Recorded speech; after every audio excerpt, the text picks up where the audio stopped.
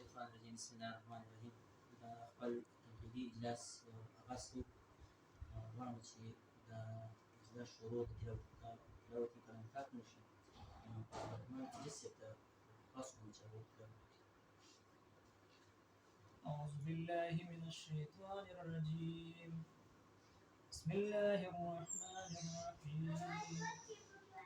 قل أعوذ برب الفلق من شر ما خلق ومن شر غاسق إذا وقب ومن شر النفاثات في العقد ومن شر حاسد إذا حسد صدق الله العظيم. جزاك الله. د نن کشان د نن اجلاس صدارت کوم زموږ د مشر ساکب سے پته خبر د نن کشان به زموږ د دې اجلاس صدارت هم زموږ مشر او بختیوان مخیل سی کوي. امید لرم چې تاسو ټول به موږ سره په دې کې خصوصي د نن پروګرام خصوصي مېلمه چې دی هغه ایمان حسین عکاس صاحب دی. دا پروګرام په شروع کې ګوهري ګوهر صاحب سره بلنه وکړم چې هغه د تېر پروګرام دا وړاندې کړي. مننه جي. بسم الله الرحمن الرحیم. د مرستیال لیکوال مل ملکند د تنقیدي غونډې رودا د مرستیال لیکوال مل ملکند تنقیدي غونډه د روانې میاشتې په شپږمه نیټه د مل په دفتر کې د بختیوان مخیل صاحب په صدارت کې ترسره شوه. د غونډې پرانیسته په زلسوبان سوباني صاحب د تلاوت کلام پاک نه وکړه. تېرې غونډې رودات د لیکوال غلام شیر صاحب په غیر موجودګۍ کې راقم ګوهر ته حواله شوی او راقم ګوهر د تېرې غونډې رودات واورول او د نظامت پر حیث یې ترسره کړل. ملګرو په رودات بحث کول غوښتل خو صدر محفل وویل چې په رودات بحث یا ټکونه د لیکونکي د اصلاح لپاره کولی شي، خو چونکې لیکونکي نشته نو پکار ده چې په رودات بحث او ټکونه هم ونشي. ملګرو د صدر محفل د رایې سره اتفاق وکړو او د بحث نه یې ډډه وکړه. رودات کې د ایجنډې تر مخه علي اکبر ملکند صاحب خپل په سندره لیکلی شوی تحقیقي مضمون وړاندې کړو. ملکند صاحب په خپل تحقیق کې د سندرې وجه تسمیه قسمونه او مثالونه وړاندې کړي. ملګرو د ملکند صاحب د لیک ستاینه وکړه او په ښه لیک یې ملکند صاحب له داد ورکړ. سندرې د وجه تسمیه د حوالې د زار صاحب د تپوس په جواب کې ملکند صاحب وویل چې وجه تسمیه هغه خپله بیان کړې ده ځکه یې د چا حواله نه ده راوړې. په راتلونکي پروګرام کې به ګوراني ګوهر د چاربیتې په حواله لیکلې موضوع وړاندې کوي.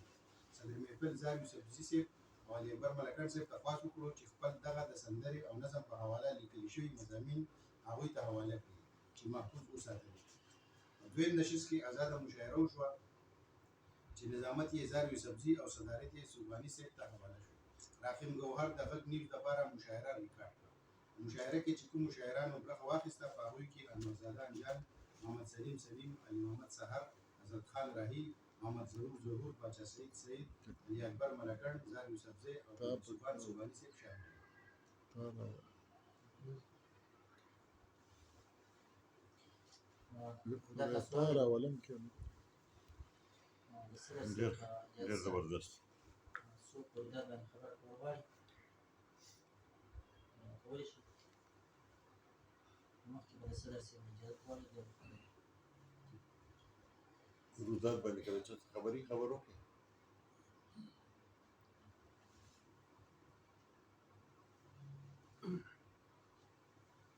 درس رودات ګوهر صاحب باندې مختصر او لکه د تېر اجلاس کې چې کوم ملکند صاحب کوم دغه پیش کړی نو د هغې په دغه په ټیم باندې موږ وویل چې لکه صرف د هغې په کار چې څو پیوستونه د هغې په حواله پکې لږ دغه شیانو به کمې پوره شوی. صحیح اتفاق لرم. بابا څنګه چې شعور صاحب وویل نو په دې رودات کې هم دا خبره راغله چې یاره په دې هغه تېر شوي رودات باندې چې لکه ټکونه د کولو ضرورت ځکه نشته دی چې چا لیکلی دی نو هغه نشته دی. خو دا خبره ته ما اوس تاسو د دوی خبره مې ذهن ته راغله چې هغه د تېر رودات خبره وه. نو دا یقینا چې دا کوم رودات لیکلی شوی نو دا ډېر زیات مختصر دی. په دې باندې لکه ډېره تفصیلي خبره نه ده شوې چې لږ لږه پې خبره اوږده شوې سړی به پوه شوي چې یاره دا پکې شوي دي لږ مختصر دی نو زه دا د خبرې سره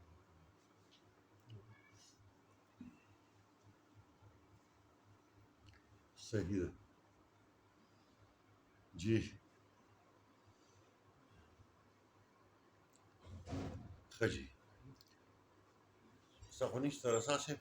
روداد څه خبره خو نشته که ته اوس رالی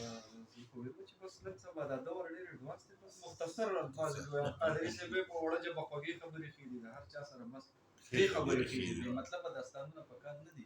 دا مطلب په یو دوه درې خبرې زبردست ډېر دا ورو شي دونه اوږد چې بیا کوشش پکار دی چې یاره څومره د سر دغه نه کار اخیستی شي او شعور صاحب خبره ټیک ده زما خیال دی چې موږ پرې پوه شو چې څوک زه خو په هغه اجلاس کې نه وم خو بهرحال صحیح کوشش پکار دی ښه جي نور خو چا خبره نشته په روداد ملکن صاحب زه د ثاقب صاحب او د مسخان صاحب سره اتفاق لرم د روداد زمونږ به په دې راتلونکي کې کم چې زمونږ دا اسلوب شروع شوی دی مونږ په یو صنف باندې مونږ خبره کوو نو داسې وخت به راشي چې په روداد باندې به هم خبره وشي او چې روداد څه ته وایي څنګه پکاري نو ګوهر صاحب خو لکه چونکې دا ذمواري د ګوهر صاحب نه ده اوس الحمدلله ثاقب صاحب ته حواله شوې ده نو موږ به د ثاقب صاحب باندې به خو دا داسې په چا باندې ده نه ده د یو بل لپاره ده که د ذمواري ما ته حواله شي بل ته حواله شي بل ته نو چې د روداد او د ریپورټینګ په مابین کې فرق وي نو ګوهر صاحب خو د سوشل میډیا دپاره څنګه چې رسا صاحب وایي یا د یو خبر دپاره اخباري خبر دپاره خو دا جامع او موضوع او ډېر ټیک ټاک دی خو کله د یو ادبي نشست د روداد خبرې نو د هغه داسې تصویر کشي چې په هغې کې د بې درېغه او بې ځایه او د ډېرو خبرو نه دی ځان سړی وژغوري خو ماحول دی په داسې لنډو لفظونو کې په وړو وړو جملو کې چې هغه د اول نه واخله تر اخره پورې د اورېدونکي په نظر کې هغه ماحول راشي او هغه ته ښکاره شي چې چا کومه خبره کړې اوس فرض کړو یو خبره ده د هغې ریپیټیشن شوي دوه ځله شوي درې ځله شوي نو چې چا په اول ځل کړې ده بس هم د هغه په نوم باندې خبر راواخیستی شي د نور نه ځان سړی خو ساتي همدغه شانتې د سندرې په حواله باندې که فرض کړو دا خو بیا تکرار بشي د یو بحث پکار دی چې ملګرو ملکن صاحب کوم سندره وړاندې کړې وه د هغې په غرض او غایت او د هغې فني او موضوعاتي او دا ټول اړخونو باندې هغوی خبره کړې وه نو چې دا په دغه اجلاس کې په دغه غونډه کې ملګري موجود دي نو چې هغوی یې واوري بیا په روداد کې هغه څیز دوباره راوړل چې ملکن صاحب د دې په حواله داسې وویل د دې په حواله یې داسې وویل بیا د ریپیټیشن شو دا خبره زما په خیال کې دغه مناسب نه ده همدغسې څنګه چې ګوهر صاحب اشاره وکړه دغه خبرې ته چې ملکن صاحب د سندرې په حواله باندې چې هغوی ته کوم لیک حواله شوی هغه یې راوړو او ملګرو یې ستاینه وکړو خو بیا هم داسې په داسې ځای کې ختم کړی دی چې روداد چې داسې تنده پاتې شي ډېر ښه سټارټ او ډېر ښه بسم الله کړی خو زما په خیال چې ریپورټینګ ته نږدې روداد خو لږ په واضحه شي د دپاره نو ډېر ښه